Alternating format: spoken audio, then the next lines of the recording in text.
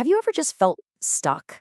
Like you're in a loop, running into the same problems, the same feelings over and over again? Well, today we are going to get into that. We're going to talk about these personal patterns that kind of run our lives, where they come from, and more importantly, how we can actually move past them and become who we're really supposed to be. Let's just start right here, because this is so important. This idea completely changes the game. It moves us away from beating ourselves up and asking, ugh, what is wrong with me? Instead, it helps us see that these patterns we have today, they weren't random mistakes. They were solutions. They were created for a reason. So, okay, let's rewind a bit. Why do we even form these patterns in the first place? Well, the way to think about it is that they aren't flaws at all. They're actually these incredible survival tools that we came up with, usually when we were really young.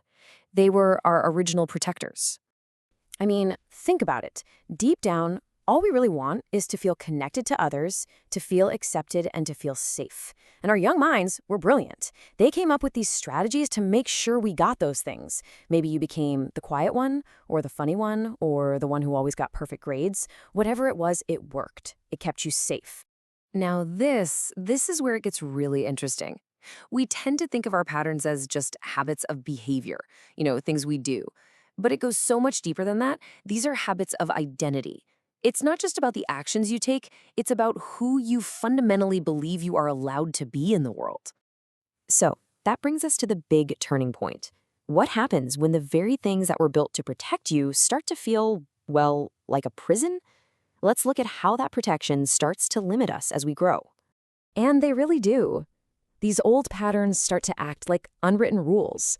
They tell you how much space you can take up. Maybe you shouldn't speak too loud in a meeting, or you shouldn't ask for what you really want, or you should just try to stay small. And then there's this one. How visible can you be? A pattern might be whispering in your ear that it's way safer to just blend in. Don't stand out too much. Downplay your wins so you don't rock the boat. It controls how comfortable you are with really being seen. And this is the ultimate cage, isn't it? These old habits of identity can actually limit how much of your own truth you feel like you can express. They make you feel like you've got to hide parts of yourself or just silence that inner voice, all to keep that old feeling of safety. So, what happens when the real you, the person you're becoming on the inside, starts to push up against these old rules? Well, you start to feel this friction, this deep discomfort. And what we're about to see is why that feeling is actually a really, really good thing. And it's so important to get this right. This isn't you rebelling against your past. It's not an attack on anyone. It's just evolution. It's a natural process. As your awareness grows, as your consciousness expands, you literally just can't fit into that old box anymore. It's a sign of growth, not defiance. Right. So all that feeling of being stuck or frustrated or constrained, it is not a sign that you are failing. It's a signal that you're succeeding. It's like a little blinking light on your dashboard telling you, hey, your inner world is ready for an upgrade. And this is exactly what it feels like. That old way of being just doesn't fit anymore. It feels heavy, it feels unnatural, it feels tight and constraining. It's that pressure you feel right before something new is about to break through, like a snake getting ready to shed its skin or a butterfly about to emerge from its cocoon. Okay, this brings us to the absolute core idea of this whole thing. And it's a small shift in thinking, but it makes all the difference in how we actually change. This right here, this is everything. Real transformation isn't some brutal battle of willpower where you have to fight your old self into submission. No, it's a much more natural process. It just happens once you can finally see the pattern clearly, once you get why it was there, and you realize it just doesn't serve you anymore. That awareness is what starts everything. When you're trapped inside a pattern, this is the question you ask, right? Ugh, why does this always happen to me? It's a question that comes from feeling like a victim, like you're totally powerless.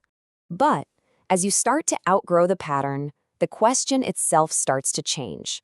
You stop looking backward and you start looking forward. Who am I becoming now?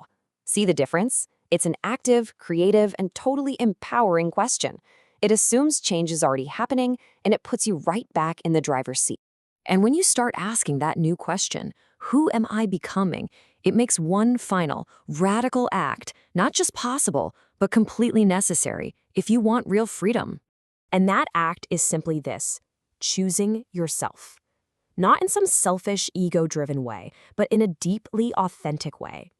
And you do it on these terms. You do it without feeling like you have to explain yourself to everyone. You do it without needing to justify your new path. And this is the big one. You do it without feeling guilty for outgrowing the person you used to be. You know, this isn't about some big, loud declaration to the world. It's a quiet, internal promise you make to yourself to honor the person you are becoming. And it's in those millions of small, private decisions that over time you completely rewrite the entire story of your life. And that is the goal.